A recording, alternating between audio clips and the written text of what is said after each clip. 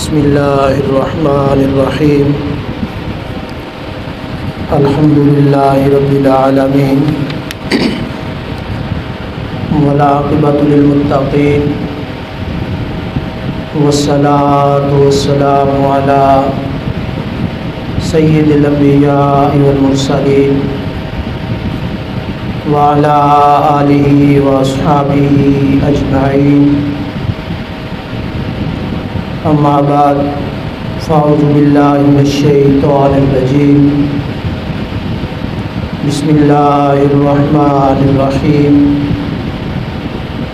الا ان اولیاء اللہ لا خوف علیہم ولا هم یحزنون الذین آمنوا وکانوا یتقون صدق اللہ مولانا العلی العظیم وصدق رسولہ النبی الامین المکین الخليل الکریم الرؤوف الرحیم ان اللہ وملائکتہ یصلون علی النبی یا ایھا الذین آمنوا صلوا علیہ وسلموا تسلیما اللہم صل علی سیدنا و مولانا محمد وعلی آل سیدنا و مولانا محمد وبارک وسلم وصلی علیہ الصلاۃ والسلام علیک یا سیدی یا رسول اللہ وعلی آلک واصحابک یا سیدی یا حبیب اللہ الصلاۃ والسلام علیک یا سیدی یا خاتم النبیین وعلی آلک واصحابک یا سیدی یا خاتم المعصومین مولاي صلی وسلم دائما ابدا علی حبیبک خیر الخلق کلہم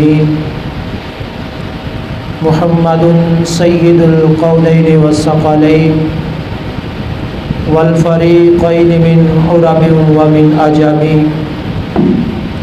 اللہ تبارک و تعالی جل جلالہ وعم نوالہ دی حمد و ثنا درود حضور سرور کائنات مغفر موجودات زینت بزم کائنات امام الانبیاء جناب محمد مصطفیٰ صلی اللہ تعالی علیہ وآلہ واصحابہ مبارکہ وسلم کے دربار گہربار میں ہدیہ عقیدت و محبت عرض کرنے کے بعد نہایتی واجب الاحترام معزز و محترم حاضرین و سامعین کرام، سفر کا ماہ مقدس ہے اور سفر کا مہینہ عرف عام میں اور اہل سنت و جماعت کی نظر میں اولیاء اللہ کا مہینہ اس کو قرار دیا گیا ہے کہ بے شمار اولیاء کرام کا عرس مقدس اس ماہ مقدس میں ہوتا ہے، تو اس لیے اس ماہ مقدس کو شان اولیاء کا مہینہ قرار دیا گیا ہے۔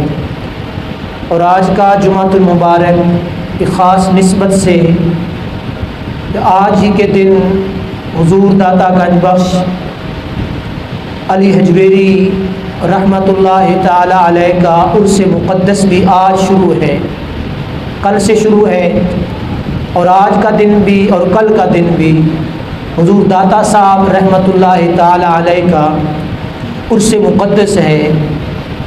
تو اس نسبت سے آج کا جو ہمارا مضمون ہے قرآن مجید برہان الرشید کی روشنی میں، وہ ہے شان اولیاء قرآن و احادیث کی روشنی میں۔ تو گزشتہ سال اسی ماہ مقدس میں میں نے 2-3 جمعۃ المبارک پر اولیاء اللہ کا تذکرہ کر دیا تھا، اختصار کے ساتھ ولی کی تعریف بیان کر دی تھی اور اس کا طریقہ کار کہ کس طرح ولی بنتا ہے، ولی کا مطلب ہوتا ہے اللہ وحدہ لا شریک کا دوست، اللہ وحدہ لا شریک کا قریبی، اس کو ولی اللہ کہا جاتا ہے، اللہ کا دوست۔ تو عرف عام میں جو ہمارے ہاں ایک پیروں کا تصور پایا جاتا ہے، پیروں کا دستور پایا جاتا ہے کہ جو 6 ماہ تک غسل نہ کرے، حجامت نہ بنوائے، کپڑے ستھرے نہ پہنے، اس کو ہم لوگ کہہ دیتے ہیں یہ ملنگ ہے، یہ درویش بندہ ہے، بڑی پہنچی ہوئی سرکار ہے۔ تو قرآن و حدیث کی روشنی میں ایسا شخص جو شریعت اسلامیہ کی خلاف ورزی کرتا ہو، دین کے احکام پر عمل نہ کرتا ہو اور اللہ اور اس کے رسول صلی اللہ علیہ وآلہ وسلم کا حکم نہ مانتا ہو، تو وہ شخص جو مرضی کر لے، جتنا مرضی اس کے ہاتھ کے اندر پاور اور طاقت ہو، وہ ولی نہیں ہو سکتا۔ یہاں تک فرمایا کہ اگر کوئی بندہ شریعت اسلامیہ کو چھوڑنے والا، اللہ کے احکام کو ترک کرنے والا، زمین پر بیٹھ کر آسمان سے ستارے توڑ کے لے آئے، تو اس کو بھی شریعت اسلامیہ ولی نہیں مانتی، استخراج مانتی ہے، ولی نہیں مانتی۔ تو ولایت کا ہونا، اللہ کا قریبی ہونا، یہ شریعت اسلامیہ کی پاسداری کرنے سے بندہ اللہ کا ولی بنتا ہے، اللہ کا مقرب بنتا ہے، دیندار بنتا ہے، تو پھر ولایت اس کے حصے میں آتی ہے۔ اور یہ چیز بیان کی جاتی ہے قرآن مجید کی روشنی میں کہ آخری زمانے کے اندر دجال آئے گا، اور اس کو شریعت اسلامیہ کی روشنی میں فتنہ دجال کہا گیا۔ اس کی طاقت اور پاور کتنی ہوگی، وہ ایک لمحے سے پہلے جو کہے گا وہ ہو جائے گا۔ یہاں تک کہ کوئی اس سے سوال کرے گا کہ ابھی روٹی پکانی ہے، گندم بھی نہیں ہے، آٹا بھی نہیں ہے، کچھ بھی نہیں ہے، وہ دانہ زمین میں رکھے گا، وہ پیدا ہو جائے گا، گندم بن جائے گی، آٹا بن جائے گا، اور چند لمحوں میں روٹی بن کے تیار ہو جائے گی۔ یہ دستور کے خلاف ہے، لیکن وہ ایسا کرے گا۔ پھر بھی رب وحدہ لا شریک نے فرمایا وہ ولی نہیں ہے، وہ دجال ہے۔ کیا ہے؟ دجال، مسلمانوں کے ایمان کو خراب کرنے والا، مسلمانوں کے دین کو خراب کرنے والا۔ اور کئی ایسے لوگ ہوں گے سادہ فہم جو اس کی بات میں آ جائیں گے، اس کی بات مانیں گے اور کہیں گے یہ تو بڑی پہنچی ہوئی سرکار ہے۔ نبی رحمت صلی اللہ تعالی علیہ وآلہ وسلم نے ارشاد فرمایا جو اس کے پیچھے چلے گا، اس کی پیروکاری کرے گا، وہ کیا ہوگا؟ وہ جہنمی بنے گا، جنتی وہ نہیں بنے گا۔ چونکہ نبی علیہ الصلوۃ والسلام کے بعد نبوت کا سلسلہ ختم ہو گیا، رسالت بند ہو گئی، قرآن بند ہو گیا، آسمانی پیغام آنا بند ہو گیا، تو وہ جو آگے دعوی نبوت کرے گا یا دعوی ولایت کرے گا، کیا ہوگا؟ وہ حضور علیہ الصلوۃ والسلام کے دین کی خلاف ورزی کرے گا۔ تو بات سمجھانا یہ چاہ رہا ہوں کہ آج کے پرفتن دور کے اندر جو دین اسلامیہ کی خلاف ورزی کرتا ہے، شریعت کے احکام پر عمل نہیں کرتا، جو 6 مہینے تک غسل نہیں کرتا، مرد بھی ہو نوجوان بھی ہو، اور 6 ماہ تک غسل نہ کرے، ہم کہہ دیں یہ ولی اللہ ہے، تو یہ کہنے والے کو بھی سوچنا چاہیے اور کہلوانے والے کو بھی سوچنا چاہیے۔ اور پھر جس نے نماز کو ترک کر دیا، روزے کو ترک کر دیا، شریعت کو ترک کر دیا، ہم نے کہا یہ ولی ہے۔ ولی وہ نہیں ہوتا، ولی جو ہوگا وہ شریعت اسلامیہ کا کاربند ہوگا۔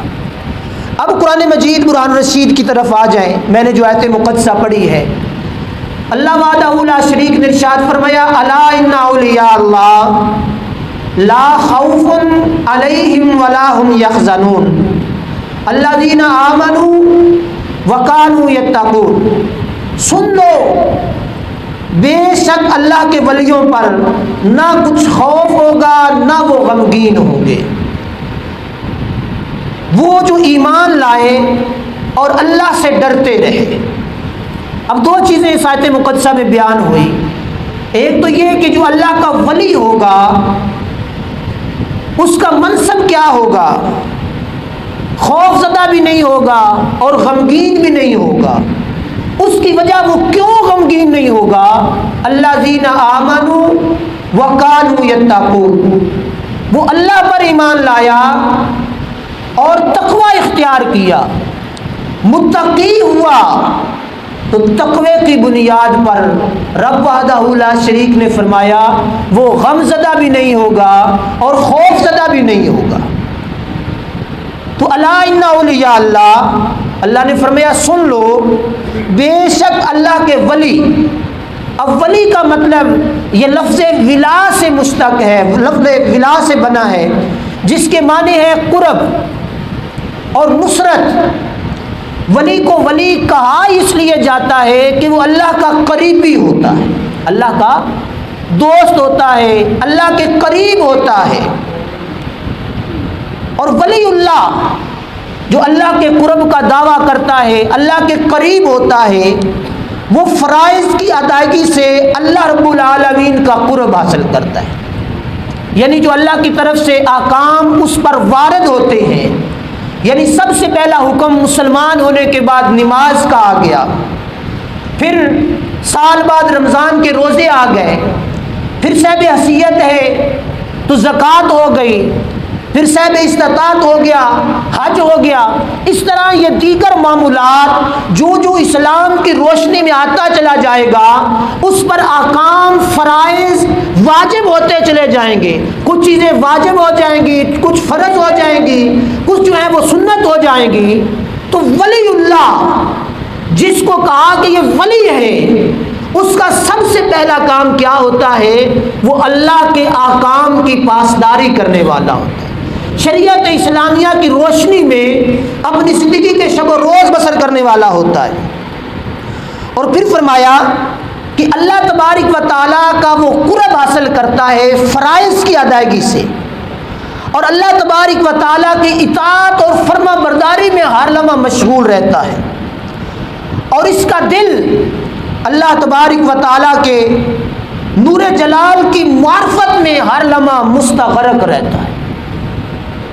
اور جب وہ دیکھتا ہے قدرت الہی کے دلائل کو دیکھتا ہے، اور جب وہ سنتا ہے تو اللہ تبارک و تعالیٰ کے احکام کو سنتا ہے، قرآن کی آیات کو سنتا ہے، نبی صلی اللہ تعالیٰ علیہ وآلہ وسلم کی حدیث اور فرمان کو سنتا ہے، اور جب بولتا ہے تو اپنے رب وحدہ لا شریک کی ثنا بولتا ہے، رب وحدہ لا شریک کی تعریف کرتا ہے.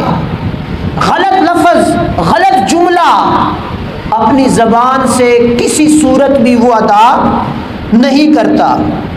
اور جب حرکت کرتا ہے اس کا وجود تو دنیا کی غرض و غایت کے لیے، دنیا کی ہوس اور لالچ کے لیے، دنیا کے متاع و منصب کے لیے اس کا وجود حرکت نہیں کرتا، بلکہ اس کے وجود کی حرکت طاعت اللہ اور طاعت الرسول کی طرف ہوتی ہے. اور جب وہ کوشش کرتا ہے کسی بھی کام کی تو اس کی کوشش قرب الہی کا ذریعہ اور واسطہ ہوتی ہے. اور پھر فرمایا کہ اس کی حالت ظاہر کیا ہوتی ہے؟ دن ہو یا رات ہو، اندھیرا ہو یا اجالا ہو، دنیا داری ہو یا دنیا داری سے ہٹ کر معاملہ ہو، تو کیا کرتا ہے؟ اس کی زبان ہر لمحہ اللہ کے ذکر سے تر رہتی ہے. اللہ کے ذکر میں اس کی زبان ہر لحظہ ہر لمحہ لبریز اور تر رہتی ہے. اس کی زبان پر اللہ کی محبت، اللہ کا ذکر، نبی علیہ السلام کی نعت اور حمد اور ثنا ہوتی ہے. اور اس کے دل کے اندر اللہ تبارک و تعالیٰ کے سوا کسی اور کا خوف اور غم نہیں ہوتا، اور کسی اور کی مدد اور نصرت اس کے پیش نظر نہیں ہوتی، وہ یہی چیز تصور کرتا ہے کہ میرا خالق اللہ ہے، میری زندگی کا مالک اللہ ہے، پھر اس پر وہ کاربند ہو جاتا ہے تو اللہ تبارک و تعالیٰ جل شانہ نے فرمایا پھر یہ صفت اولیاء ہوتی ہے۔ یہ صفت کیا ہے؟ صفت اولیاء، یعنی اتنے پراپوگنڈے، اتنے نظام سے جو گزر کے آئے گا، اتنی محنت مشقت سے جو گزر کے آئے گا، تو پھر کیا ہوگا؟ اس کے اندر ولی والی صفت پیدا ہوگی۔ اندھوتا، بے حجامتا، وہ ولی نہیں ہوگا۔ اور پھر فرمایا کہ یہ صفت اولیاء کی ہے، اور بندہ جب اس حال کو پہنچتا ہے تو اللہ تبارک و تعالیٰ کا ولی بنتا ہے۔ جب ولی بنتا ہے تو اللہ کی نصرت اور اللہ کی مدد اس بندے کے شامل حال ہو جاتی ہے۔ اور پھر بزرگان دین نے اولیاء اللہ کی بے شمار اقسام بیان فرمائی ہے۔ سب سے پہلی جو چیز ولی کی بیان کی، متکلمین یعنی علم کلام والے جو لوگ ہیں، انہوں نے جو تعریف لکھی ہے ولی کی، سب سے پہلی اور بنیادی چیز وہ یہ ہے کہ ولی وہ ہے جو صحیح اور دلیل پر مبنی اعتقاد رکھتا ہو اور شریعت کے مطابق نیک اعمال بجا لاتا ہو۔ یعنی دو چیزیں اب یہاں اس مضمون کے اندر بھی آ گئی۔ سب سے پہلی چیز اس کی عقائد درست ہو، اللہ کی ذات پر، رسول اللہ صلی اللہ علیہ وآلہ وسلم کی ذات اقدس پر، پھر صحابہ پر، پھر اہل بیت اطہار، پھر رب نے جو جو ایمان کے تقاضے بیان کیے ہیں ان سب کو منوعاً رب کے حکم اور رسول علیہ الصلوۃ والسلام کی شریعت کی روشنی میں ان سب پر وہ عمل پیرا ہوتا ہو۔ کسی ایک چیز کا بھی تارک ہوگا تو وہ ولی نہیں بنے گا۔ وہ کیا؟ ولی نہیں بنے گا۔ یعنی سب سے پہلی چیز اس کا عقیدہ بڑا مضبوط اور مبنی بر دلیل ہوگا، دلیل اسلام کی روشنی میں اس کا عقیدہ صحیح ہوگا، اور اس عقیدے کی بنیاد پر پھر اس کی زندگی نیک اعمال کا مجموعہ ہوگی۔ اس کی زندگی کے اندر اعمال کی کثرت ہوگی، نیک اعمال وہ کرتا ہوگا۔ اور پھر فرمایا بعض عارفین نے کہ ولایت قرب الہی اور ہمیشہ اللہ وحدہ لا شریک کے ساتھ مشغول رہنے کا نام ہے، کہ ہر لحظہ ہر لمحہ اللہ کی ذات کے ساتھ اس کا تعلق بنا رہے، رب سے اس کا تعلق ٹوٹے، جب رب سے تعلق ضرورت کے وقت قائم ہو جائے اور ضرورت پوری ہو جائے، تعلق ٹوٹ جائے، اس کو ولی نہیں کہا جائے گا۔ ولی وہ ہوگا جس کی پریشانی رب کی بارگاہ میں پیش ہوتی ہو، جس کی خوشی رب کی بارگاہ میں پیش ہوتی ہو، تکلیف آ جائے تب بھی وہ رب کا شکر کرتا ہو، مصیبت چلی جائے خوشی آ جائے تب بھی وہ رب وحدہ لا شریک کی شکر گزاری کرتا ہو، اس کو ولی کہا جاتا ہے۔ اور پھر حضرت عبداللہ بن عباس رضی اللہ تعالیٰ عنہ ارشاد فرماتے ہیں کہ نبی رحمت صلی اللہ تعالیٰ علیہ وآلہ وسلم نے ارشاد فرمایا ولی کی پہچان کرنی ہے تو سب سے بڑی پہچان یہ ہے کہ اس کو دیکھو تو تمہیں اللہ یاد آ جائے۔ ولی کو دیکھو اللہ یاد آ جائے۔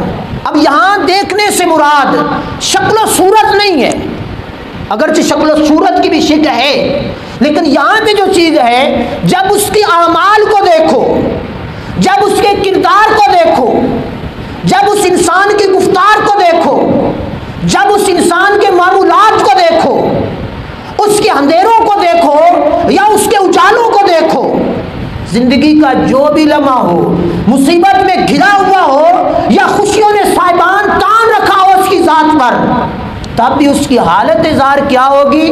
اللہ کے احکام کے مطابق وہ زندگی بسر کرے گا۔ یہ نہیں ہوگا کہ خوشی آئی تو رب کو بھول گیا، تنگی آئی تو رب کو یاد کر لیا، ایسا معاملہ اس کی زندگی کا نہیں ہوگا۔ اور پھر صورت اور کردار کے لحاظ سے حضرت ابن عباس فرماتے ہیں اس کو دیکھو، اس کی زبان کھلتی ہے رب کا ذکر کرتی ہے، اس کی ٹانگیں چلتی ہیں رب کے ذکر کی طرف چلتی ہیں، اس کی زبان ہلتی ہے لوگوں کی بھلائی کے لیے، لوگوں کی فلاح کے لیے، معاملات دینیا کی بہتری کے لیے وہ کوشاں رہتا ہے۔ وہ کون ہوتا ہے؟ وہ اللہ وحدہ لا شریک کا ولی ہوتا ہے۔ اور پھر حضرت ابن عباس رضی اللہ تعالیٰ عنہ نے ارشاد فرمایا الذین آمنوا وکانوا یتقون، یہ آیت مقدسہ پڑھی، فرمایا وہ جو ایماندار ہو اور تقوی اور ایمان دونوں کا جامع ہو، یعنی متقی بھی ہو کڑاکے کا اور ایماندار بھی ہو تسلی کا، یہ دونوں صفات جب اس شخص کے اندر جمع ہو جائیں تو پھر کیا ہوتا ہے؟ پھر وہ قرآن کی روشنی میں ولی بنتا ہے۔ ہر بندہ ولی نہیں ہوتا، ہم لوگ ہر کسی کو جو جس طرح کا آیا اس نے دعویٰ کر دیا میں بڑا پہنچا ہوا، ہم نے کہا واہ جی واہ سبحان اللہ بڑے پہنچے ہوئے۔ اور پھر فرمایا تیسری چیز بزرگان دین فرماتی ہیں ولی وہ ہیں جو طاعت یعنی فرما برداری سے رب کا قرب حاصل کرتے ہیں۔ کس چیز سے؟ رب کا قرب حاصل کرتے ہیں، فرما برداری ہے اللہ سے، اور اللہ تبارک و تعالی جل شانہ کی ذات پر کامل بھروسہ رکھتے ہیں، اور پھر اللہ تبارک و تعالی جل شانہ ان کا کفیل اور مددگار ہو جاتا ہے جب وہ ولایت کے منصب پر رب وحدہ لا شریک کا ذکر کر کے پہنچتے ہیں۔ لا خوف علیہم ولا هم یحزنون، فرمایا کہ انہیں کچھ خوف نہ ہوگا، وہ غمگین نہ ہوں گے۔ اب یہ صفات جو میں پیچھے بیان کر رہا ہوں، یہ جس شخص کے اندر ہوں وہ غمگین نہیں ہوگا اور خوف زدہ نہیں ہوگا۔ اس کی بھی پھر تعریف علماء نے بڑے خوبصورت انداز میں بیان فرمائی، فرماتے ہیں کہ مستقبل میں انہیں عذاب کا خوف نہ ہوگا اور موت کے وقت وہ غمگین نہیں ہوگے۔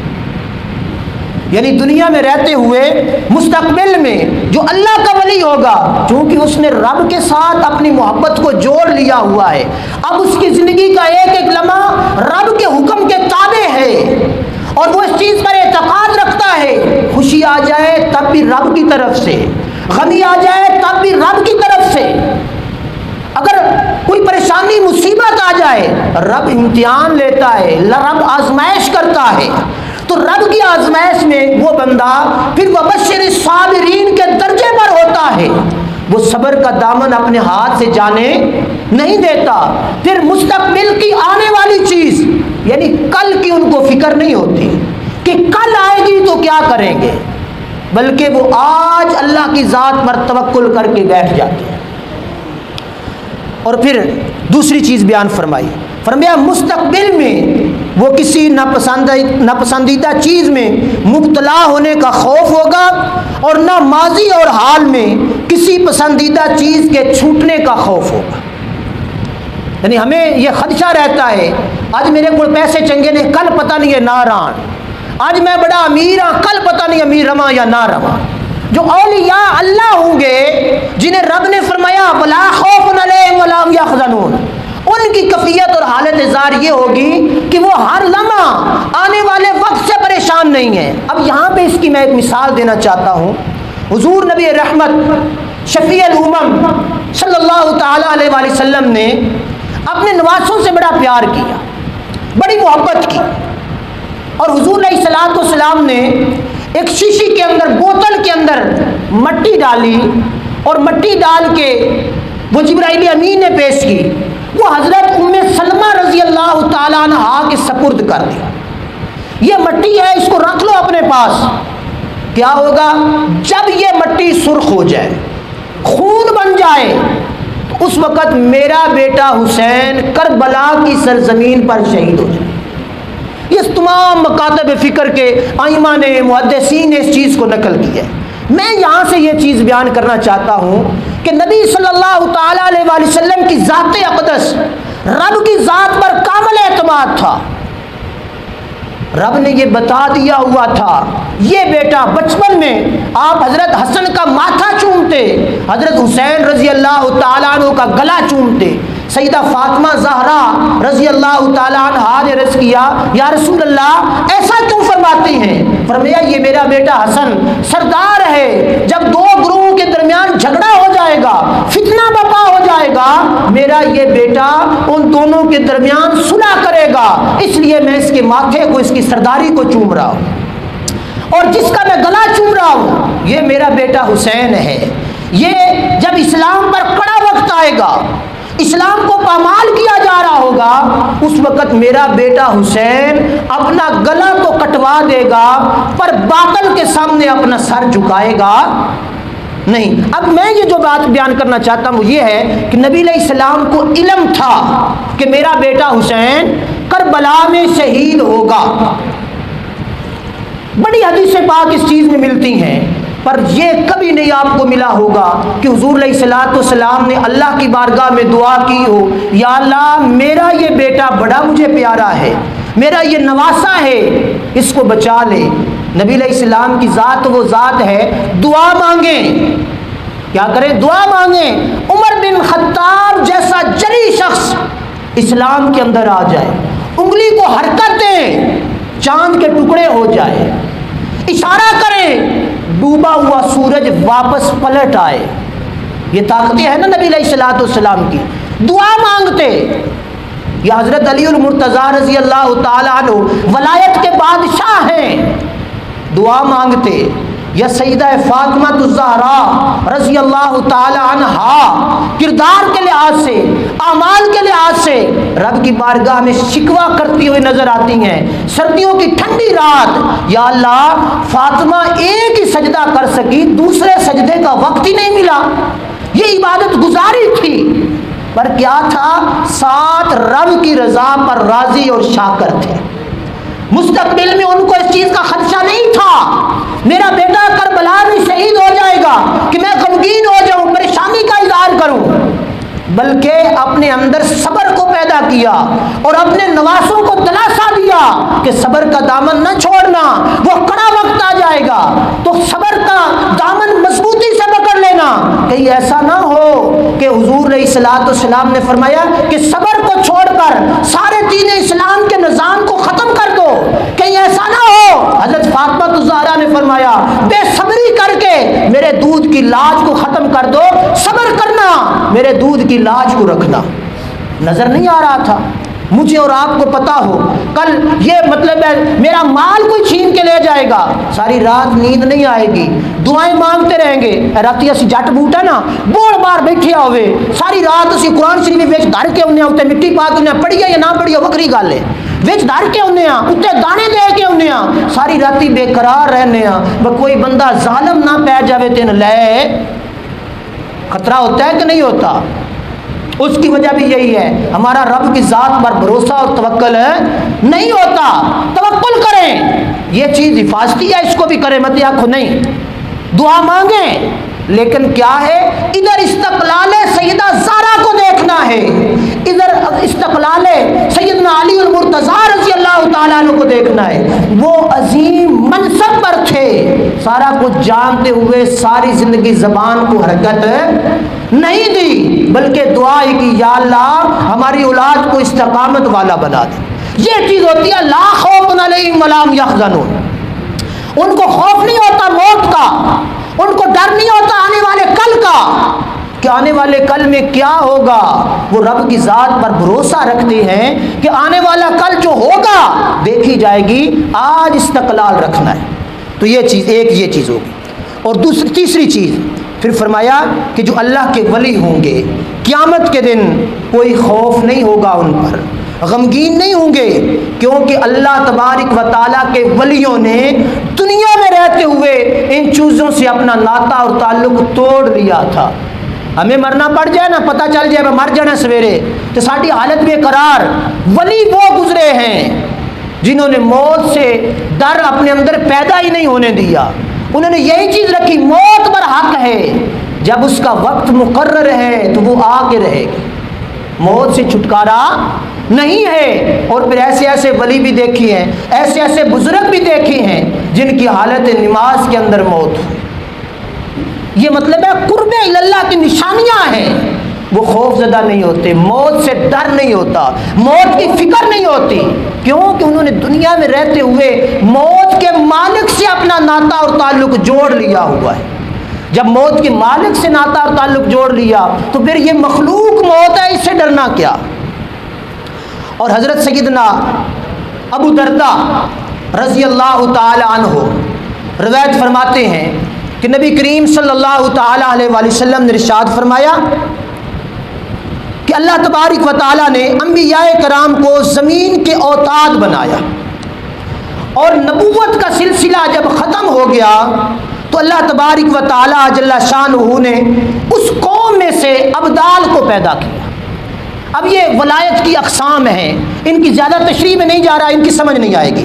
ابدال پیدا کیے، اور وہ حضرات یعنی وہ جو ابدال ولی اللہ، ولی کیا ہے، بڑا ولی اللہ جو ہوتے ہیں وہ فقط حضور علیہ الصلوۃ والسلام نے فرمایا وہ فقط نماز، تسبیح، روزہ ان وجہ سے ولی نہیں بنتے۔ ہم سمجھتے ہیں نا بھائی نماز پڑھ لی 4 دیہڑے تو میں بڑا متقی ہو گیا ہوں، روزہ رکھ لیا رمضان کا مہینہ میں بڑا متقی ہو گیا ہوں، زکوٰۃ ایک دفعہ زندگی میں دے دی بڑا متقی ہو گیا ہوں، حج کے پیسے بن گئے حج کرایا بڑا متقی ہو گیا ہوں۔ نبی پاک صلی اللہ علیہ وآلہ وسلم نے فرمایا، حضرت ابو درداء بیان کر رہے ہیں، حضور نے فرمایا کہ نماز پڑھنا تو فرض ہے ان پر، روزہ رکھنا تو فرض ہے، زکوٰۃ دینا اگر صاحب حیثیت ہے تو فرض ہے۔ زکوٰۃ دینے سے، نماز پڑھنے سے، روزہ رکھنے سے بندہ ولی نہیں بنتا۔ اب ولی کی اقسام حضور علیہ الصلوۃ والسلام نے بیان فرمایا کہ وہ روزہ، نماز اور تصدیق کی وجہ سے لوگوں سے افضل نہیں ہوتے، بلکہ ان کے افضل ہونے کی وجہ علیحدہ ہوتی ہے۔ یا رسول اللہ وہ کیا ہوتی ہے؟ فرمایا اپنے حسن اخلاق کی وجہ سے، ان کا حسن سب سے اعلیٰ ہوتا ہے، اخلاق سب سے اعلیٰ ہوتا ہے۔ اور پھر کیا ہوتا ہے؟ ورع و تقوی ان کے اندر اعلیٰ ہوتا ہے۔ اور پھر تقوی کی سچائی ہوتی ہے، یہ نہیں ہوتا کہ دکھاوے کا تقوی ہو، دکھاوے کی نمازی اور دکھاوے کے روزے ہوں، وہ رب کو رب سمجھ کر، رب کے حکم کو رب کا حکم سمجھ کر نماز اور روزہ کرتے ہیں، اور ان کی نیت کے اندر سچائی ہوتی ہے۔ اور پھر تمام مسلمانوں سے اپنے سینے کی سلامتی اور اللہ رب العالمین جل شانہ کی رضا کے لیے صبر اور حلم ان کی زندگی کا وتیرہ ہوتا ہے۔ مصیبت آ جائے صبر کرتے ہیں، حلم، برداشت، یہ ان کے تقوی کی اعلیٰ مثال ہوتی ہے۔ ہائے وائے ان کی زندگی کا مقصد نہیں ہوتا، بلکہ فقط رب کی رضا ان کے پیش نظر ہوتی ہے، اور دانش مندی ان کے اندر ہوتی ہے، بغیر کمزوری کے ان کے اندر عاجزی ہوتی ہے۔ بغیر کمزوری کی عاجزی کرنا یہ بڑا مشکل کام ہے۔ پیسے نہ ہون، ہر پاس بھوکا مرن لگے تو پھر کیا چلو یار مولوی آکھے مسیتی آو تو اللہ کرے دا رزق میں برکت ہو جاوے دی، یا راتی اللہ توبہ میں کر لما اس وقت آ جاندے نے۔ اللہ توبہ وہ ہے جب بوڑ بری بری کے پیسے ہون، رج پیسے بوجھے وچ ہون، اس وقت اللہ کی رضا کے لیے ان پیسوں کو خرچ کرنا، اس وقت ان پیسوں سے صدقہ کرنا، اس وقت رب کی بارگاہ میں رات کی تنہائی میں آ کر گڑ گڑانا۔ جب کمزوری نہ ہو، طاقت ہو، لوگوں کو ان کا حق دینا۔ کمزور ہے وہ تو آدھا ٹھیک ہے جی میں چودھری صاحب نے معاف کر دیتا ہے، بڑا میرے تو ظلم کیتا نہ پر میں معاف کر دیتا ہے جی اللہ دی رضا واسطے۔ اللہ دی رضا واسطے کوئی نہیں کرتا، ڈنڈے دے زور نہ کرتا ہے۔ وہ تقویٰ تو تب تھا جب چودھری صاحب تھے، جب بازوؤں اور ٹانگوں کے اندر قوت تھی، اس وقت رب کی رضا کے لیے غریب اور مفلوق الحال بندے کو معاف کرتے، کہتے میں نے رب کی رضا کے لیے یہ غریب بندہ ہے اس کو معاف کر دیا، اس سے غلطی ہو گئی۔ تو کیا ہوتا ہے؟ بغیر کمزوری کے عاجزی کرنا، یعنی طاقتور ہیں، طاقتور ہونے کے باوجود ان کی زندگی کے اندر عاجزی اور انکساری ہوتی ہے۔ اور پھر تمام مسلمانوں کی خیر خواہی کی وجہ سے وہ لوگ افضل ہوتے ہیں۔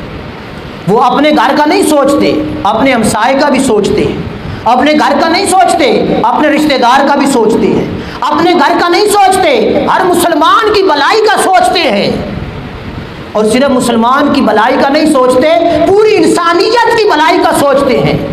وہ پھر جانوروں پر بھی ظلم نہیں کرتے، وہ گزرتے ہوئے رستے میں چونٹی آ جائے اس پر پیر رکھنا برداشت نہیں کرتے۔ ان کے اندر خوف خدا ہوتا ہے، تقوی کی اعلیٰ مثال ہوتی ہیں وہ لوگ، ان کی زندگی چلتے پھرتے نمونہ کمال ہوتی ہے۔ جب وہ چلتے ہیں تو سیرت قرآن بنتے ہیں، جب وہ بولتے ہیں تو قرآن کے الفاظ بنتے ہیں، یعنی کسی کا برا نہیں سوچتے، کسی کی غیبت نہیں کرتے، جب زبان سے بولتے ہیں کسی کو دعا دیتے ہیں، کسی کے لیے دعا کرتے ہیں، کسی کے معاملات کی بہتری کی گفتگو کرتے ہیں۔ میرے اندروں پٹ کے دیکھو، میرا دل کرتا ہے بھائی سارے کدی ٹر جانا، میں اکلے ہی رہ جاؤں، تھوڑی بھی یہی حالت مت آکھو بھائی مولوی ہیں جو سارے ہیں جو۔ تو بہرحال فرمایا کہ طاقت ہوتے ہوئے عاجزی اور انکساری کرنا، یہ کیا ہوتا ہے؟ یہ اولیاء اللہ کی صفت ہوتی ہے۔ صرف نماز روزہ ولی نہیں بناتا۔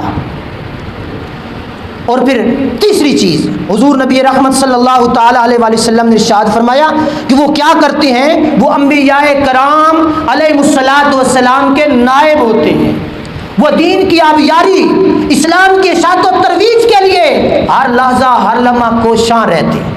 اب ہم دیکھیں اپنے اولیاء کو، حضور داتا گنج بخش رحمت اللہ تعالی علیہ کا عرس مقدس ہے، ولی اللہ گزرے ہیں، لیکن ان کی تعلیمات آج بھی موجود ہیں۔ ان کی تعلیمات بھی عمل کرے، خدا کی عزت کی قسم خدا کا رستہ مل جائے گا۔ کیوں؟ کہ انہوں نے ساری زندگی قال اللہ قال الرسول۔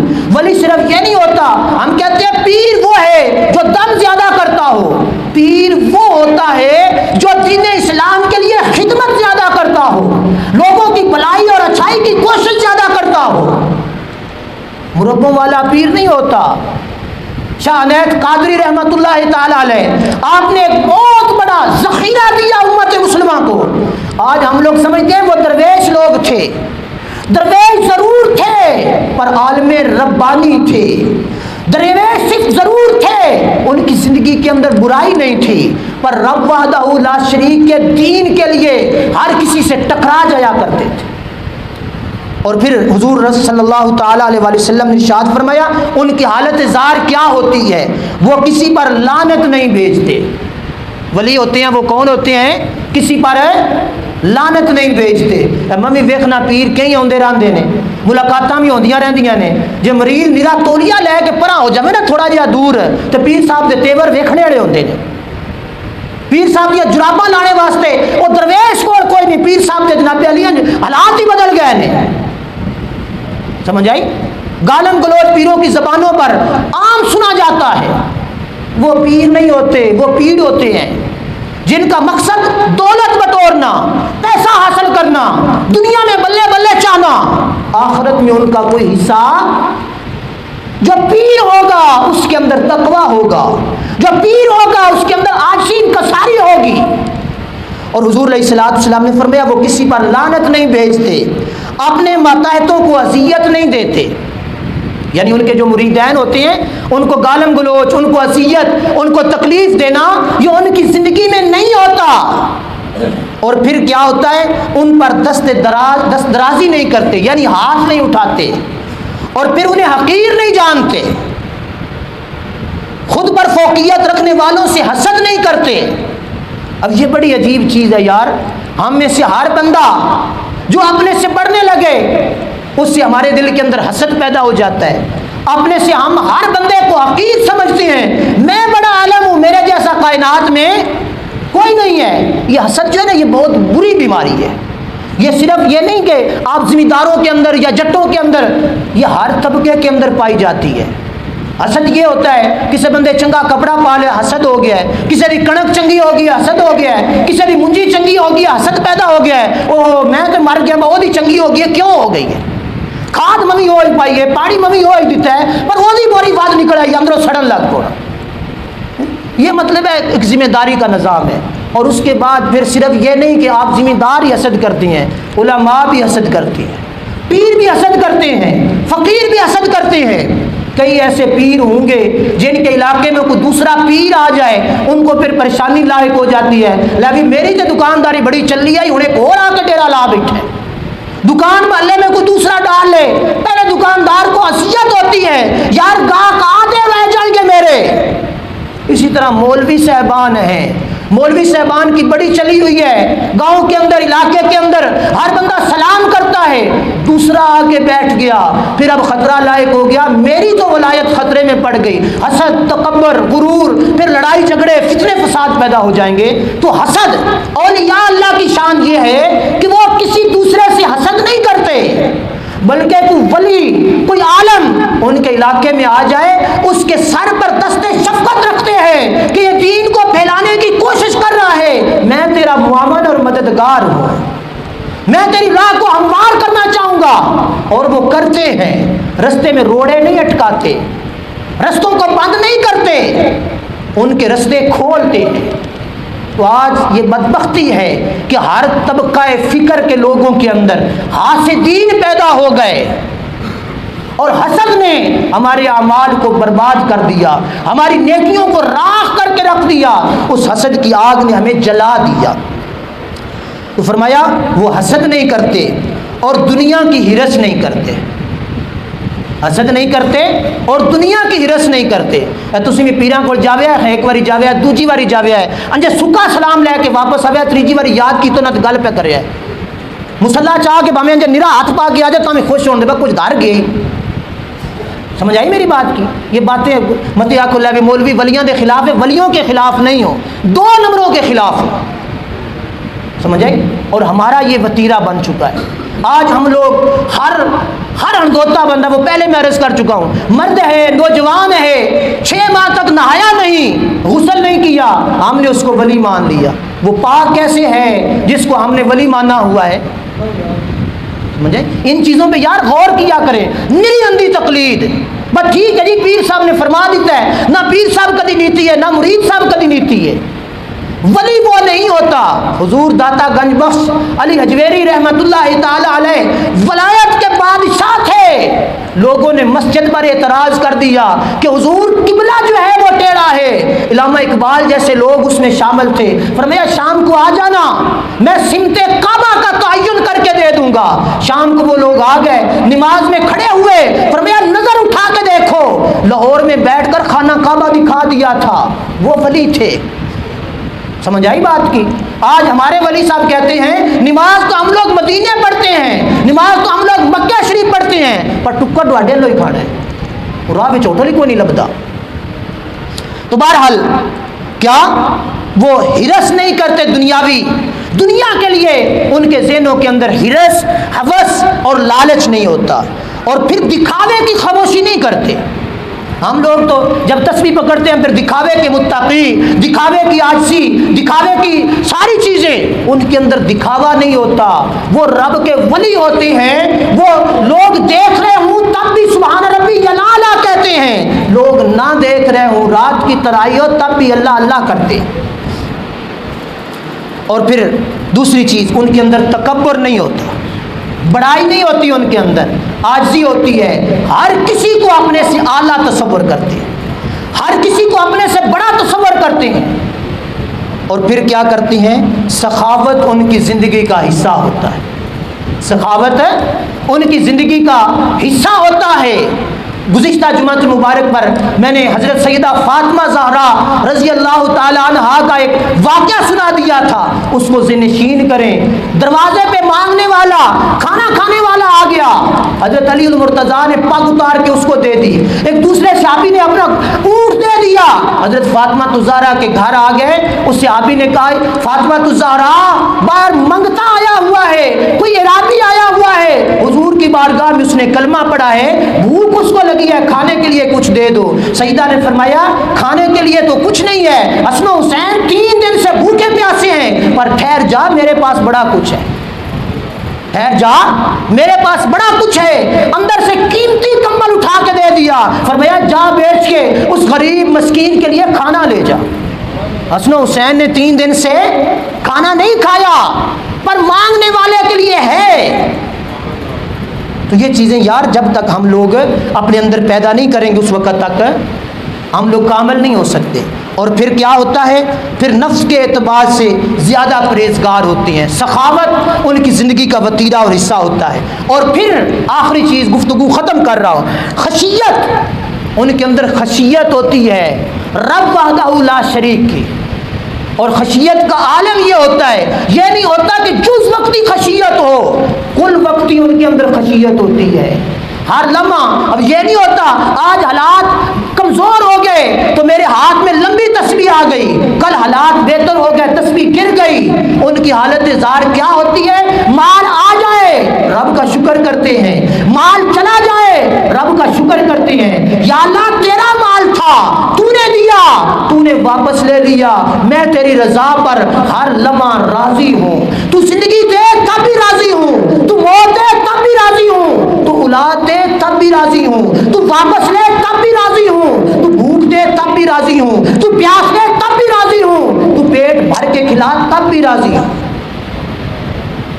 بصرہ کے دو بزرگ تھے بڑے کامل، آپس میں بڑی محبت تھی، آپس میں دیکھا ہوا نہیں تھا ایک دوسرے کو، پر کسی نے بتایا کہ فلاں علاقے کے بزرگ ولی اللہ جو ہیں وہ بیمار ہو گئے ہیں. میں ان کی عادت کے لیے چلا، جب وہ پہلے بزرگ ان کی عادت کے لیے گئے، حال احوال پوچھا، بھی کیا حال ہے، جس طرح عام معمولات ہوتے ہیں، کیسے گزر بسر ہوتی ہے. وہ جو آئے تھے نا سفر کر کے، ان سے پوچھا کہ کیسے گزر بسر ہوتی ہے. انہوں نے کہا اللہ کی ذات پہ بھروسہ ہے، مل جائے تو کھا لیتے ہیں. بات بڑی قابل توجہ ہے، مل جائے تو کھا لیتے ہیں، نہ ملے تو صبر کرتے ہیں. نہ ملے تو صبر کرتے. یہ منصب ہے کہ نہیں ہے؟ بہت اونچا منصب ہے. لیکن آگے جس کی عیادت کو گئے تھے انہوں نے یہ جملہ دیا، وہ تڑپا کے رکھ دے گا. انہوں نے فرمایا یہ کون سی کرامت ہے، یہ تو ہمارے بغداد کے کتوں کا بھی حال ہے. کتا آ جائے اس کے آگے روٹی ڈال دیں کھا لیتا ہے، نہ ڈالیں بھوکتا. انہوں نے پھر رست بستہ عرض کیا حضور کیا معاملہ ہے، مجھے سمجھائیں. فرمایا ہماری زندگی کا حال دیکھنا ہے تو دیکھ، نہ ملے تو صبر کرتے ہیں، مل جائے تو صدقہ کرتے ہیں، مل جائے تو اپنے پیٹ میں نہیں ڈالتے، غریبوں یتیموں مسکینوں کے لیے اس کو صدقہ خیرات کر دیتے ہیں. اپنی حالت کیا ہے؟ اپنے پاس کچھ بھی نہیں ہے. تو یہ چیز اللہ رب العالمین جل شانہ نے ہمیں دی. اور ولایت جو اس منصب سے نیچے اتر جائے، آسمان سے ستارے توڑ لائے، ولی نہیں ہے. اللہ پاک جل شانہ نے آخر میں حضور پاک صلی اللہ علیہ وسلم نے حدیث پاک پڑھی، فرمایا کہ ان کی خشیت کا عالم یہ ہے کہ وہ ہر لمحہ عاجزی میں رہتے ہیں. یہ نہیں ہوتا کہ آج خشیت کل بھول گئے. اور آخر میں آیت مقدسہ پڑھی حضور پاک صلی اللہ علیہ وسلم نے، اولئک حزب اللہ الا ان حزب اللہ هم المفلحون. یہ اللہ کی جماعت ہے، سن لو دنیا والو، اللہ کی جماعت ہی کامیاب جماعت ہے. کون ہے؟ اللہ کی جماعت ہی کامیاب جماعت ہے. ولی اللہ جو گزر گئے، جنہوں نے اپنی زندگی اللہ کی بندگی میں گزاری، وہ کامیاب ہو گئے. آج ہم بھی کامیابی چاہتے ہیں تو ذکر، شکر، اللہ کی بندگی، اللہ کے حکم کی پاسداری، یہ انسان کی زندگی کا شیوا ہونا چاہیے. بڑی بدبختی ہے ہماری. میں آخر میں پھر وہ جملے کہوں گا، آپ کو غصہ آئے گا، لیکن میں ہر جمعے پہ یہ کہنا چاہوں گا کہ ہر بندہ یار کوشش کیا کرو، نماز کی پاسداری کیا کرو، پابندی کے ساتھ نماز پڑھا کرو. یہ فرض عین ہے. یہ اس طرح ہے جس طرح کسی کا قرضہ دینا ہوتا ہے، قرضہ نہ دیا جائے تو وہ گلی میں پکڑ لیتا ہے. پکڑ لیتا ہے کہ نہیں پکڑ لیتا؟ جدا قرضہ دینا میں لے کے نسے ہوئے کدی وہ ہتھے چڑھ جاوے پھر کی ہوتا ہے. تو یہ نماز تو رب کی طرف سے قرض ہے، یہ لازمی ادا کرنی ہی کرنی ہے. اور اس کے بعد پھر نوافل، پھر ذکر و اذکار، پھر کثرت کے ساتھ زبان کو اللہ کی محبت میں تر رکھنا، دل کے اندر خشیت پیدا کرنا، یہ قرب الہی کا ذریعہ بنتا ہے. تو کثرت کے ساتھ قرآن کی تلاوت کریں، کثرت کے ساتھ رب کا ذکر کریں. نماز 5 وقت کی فرض ہے، نماز ہے 5 وقت کی فرض ہے. یار کوشش کیا کریں. نوجوان طبقہ بالخصوص وڈیرے جس میں ہر شئی تو رہ جاندے نا، اس میں پھر آدھے چلو ہن اسی مسیتی ٹوری جانے، چلو خیر میرے ہو جانے. در جوانی توبہ کردن شیوائے پیغمبری، جوانی کے اندر کی ہوئی توبہ وہ پیغمبروں کے منصب پر لے جاتی ہے۔ بڑھاپے میں تو ہر کوئی پھر آ جاتا ہے نا، جس وقت گھرے والے تنگ، بارے والے تنگ، ہر کوئی تنگ، پھر آدمی چلو ہوں چل کے مولوی تے روک پانے اے بچ گیا، باقی سارے تے ہو گئے۔ پھر مولوی نہیں نہ سویرے نہ شامی آیا صف انج نو کیتی، انج نو کیتا، بانگ انج دیتی آ، او کیتے یہ کیتے وہ کیتے، پھر مولوی بیچاری تے نہیں خیر۔ جوانی میں چاہے وہ پتہ ہوے با حقیقت حال ہے کہ اللہ پاک عمل دی توفیق عطا فرمائے۔